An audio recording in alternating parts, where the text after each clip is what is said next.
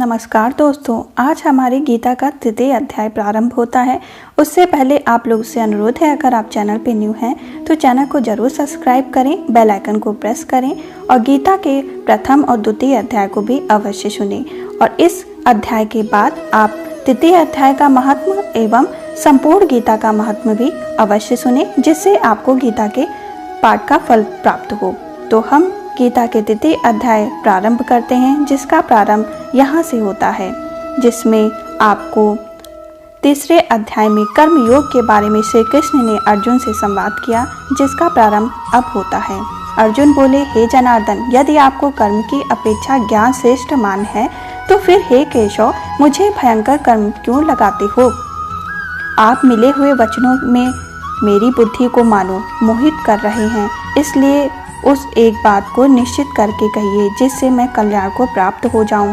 श्री भगवान बोले, हे निष्पाप, इस लोक में दो प्रकार की निष्ठा मेरे द्वारा पहले कही गई है। उनमें संख्य योगियों की निष्ठा तो ज्ञान योग से और योगियों की निष्ठा कर्म योग से होती है। मनुष्य ना तो कर्मों का आरंभ किए बिना निष्कर्मता को यानी योग निष्ठा को प्राप्त होता है और न कर्मों के केवल त्याग मात्र से सिद्धि यानी सांख्य निष्ठा को प्राप्त होता है। निसंदेह कोई भी मनुष्य किसी काल में क्षण मात्र भी बिना कर्म किए नहीं रहता, क्योंकि सारा मनुष्य समुदाय प्रकृति जनित गुणों द्वारा परवरिश हुआ कर्म करने के लिए बाध्य किया जाता है। जो मूढ़ बुद्धि मनुष्य समस्त इंद्रियों को हठपूर्वक ऊपर से रोककर मन से उन इंद्रियों के विषय में चिंतन करता रहता है, वह मिथ्याचारी अर्थात धम्भी कहा जाता है। किंतु हे अर्जुन, जो पुरुष मन से इंद्रियों को वश में करके अनासक्त हुआ समस्त इंद्रियों द्वारा कर्म योग का आचरण करता है, वही श्रेष्ठ है। तो शास्त्र विहित कर्तव्य कर्म कर, क्योंकि कर्म न करने की अपेक्षा कर्म करना श्रेष्ठ है, तथा कर्म न करने से तेरा शरीर निर्वाह भी सिद्ध नहीं होगा। यज्ञ के निमित्त किए जाने कर्मों के अतिरिक्त दूसरे कर्मों में लगा हुआ ही यह मनुष्य समुदाय कर्मों से बंधा है। इसलिए हे अर्जुन, तो आसक्ति से रहित होकर उस यज्ञ के निमित्त ही भली भांति कर्तव्य कर। प्रजापति ब्रह्मा ने कल्प के आदि में यज्ञ सहित प्रजाओं को रचकर उनसे कहा कि तुम लोग इस यज्ञ के द्वारा वृद्धि को प्राप्त हो जाओ और यह यज्ञ तुम लोगों को इच्छित भोग प्रदान करने वाला हो। तुम लोग इस यज्ञ के द्वारा देवताओं को उन्नत करो और वे देवता तुम लोगों को उन्नत करेंगे। इस प्रकार निस्वार्थ भाव से एक दूसरे को उन्नत करते हुए तुम लोग परम कल्याण को प्राप्त हो जाओगे। यज्ञ के द्वारा बढ़ाए हुए देवता तुम लोगों को बिना मांगे ही इच्छित भोग निश्चित ही दे देते रहेंगे। इस प्रकार उन देवताओं के द्वारा दिए हुए भोगों को जो पुरुष उनको बिना दिए स्वयं भोगता है, वह चोर ही है। यज्ञ से बचे हुए अन्न को खाने वाले श्रेष्ठ पुरुष सब पापों से मुक्त हो जाते हैं, और पापी लोग अपना शरीर पोषण करने के लिए ही अन्न पकाते हैं तो पाप को ही खाते हैं। संपूर्ण प्राणी अन्न से उत्पन्न होते हैं। अन्न की उत्पत्ति वृष्टि से होती है, वृष्टि यज्ञ से होती है, और यज्ञ विहित कर्मों से उत्पन्न होने वाला कर्म समुदाय को तो वेद से उत्पन्न और वेद को अविनाशी परमात्मा से उत्पन्न हुआ जान।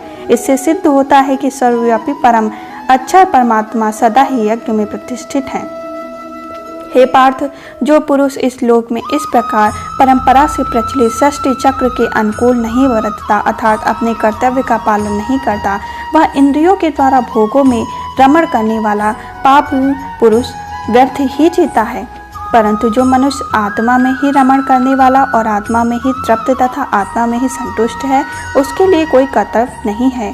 उस महापुरुष को इस विश्व में ना तो कर्म करने से कोई प्रयोजन रहता है और न कर्मों के न करने से ही कोई प्रयोजन रहता है, तथा संपूर्ण प्राणियों में भी इसका किंचित मात्र ही स्वार्थ का संबंध नहीं रहता।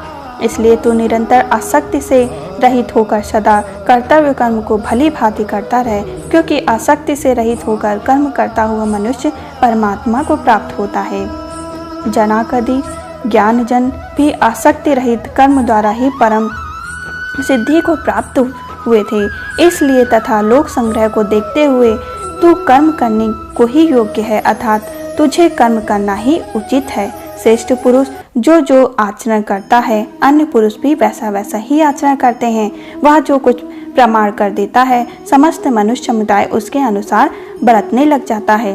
हे अर्जुन, मुझे इन तीनों लोकों में ना तो कुछ कर्तव्य है, ना ही कोई भी प्राप्त करने योग्य वस्तु अप्राप्त है, तो भी मैं कर्म में ही बरतता हूँ। क्योंकि हे पार्थ, यदि कदाचित मैं सावधान होकर कर्मों में ना बरतूं तो बड़ी हानि हो जाए, क्योंकि मनुष्य सब प्रकार से मेरे ही मार्ग का अनुसरण करते हैं। इसलिए यदि मैं कर्म ना करूं तो ये सब मनुष्य नष्ट भ्रष्ट हो जाएं और मैं संकटता का करने वाला हो जाऊं तथा इस समस्त प्रजा को नष्ट करने वाला बनूं।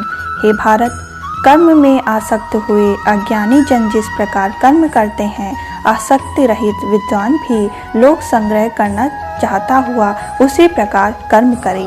परमात्मा के स्वरूप में अटल स्थिर हुए ज्ञानी पुरुष को चाहिए कि वह सहस्त्र विधि कर्मों में आसक्ति वाले अज्ञानियों की बुद्धि में भ्रम अर्थात कर्मों में अश्रद्धा उत्पन्न न करे, किंतु स्वयं शास्त्र विहित समस्त कर्म भली भांति करता हुआ उनसे भी वैसे ही करवाए। वास्तव में संपूर्ण कर्म सब प्रकार से प्रकृति के गुणों द्वारा किए जाते हैं, तो भी जिसका अंतःकरण अहंकार से मोहित हो रहा है, ऐसा अज्ञानी मैं करता हूँ ऐसा मानता है। परंतु हे महाबाहो, गुण विभाग और कर्म विभाग के तत्व को जानने वाला ज्ञान योगी संपूर्ण गुण ही गुणों में बरत रहे हैं, ऐसा समझकर उनमें आसक्त नहीं होता। प्रकृति के गुणों से अत्यंत मोहित हुए मनुष्य गुणों में और कर्मों में आसक्त रहते हैं। उन पूर्णतया न समझने वाले मंद बुद्धि अज्ञानियों को पूर्णतया जानने वाला ज्ञानी विचलित न करें। मुझ अंतर्यामी परमात्मा में लगे हुए चित्त द्वारा संपूर्ण कर्मों को मुझ में अर्पण करके आशा रहित, ममता रहित और संतान परित होकर युद्ध कर।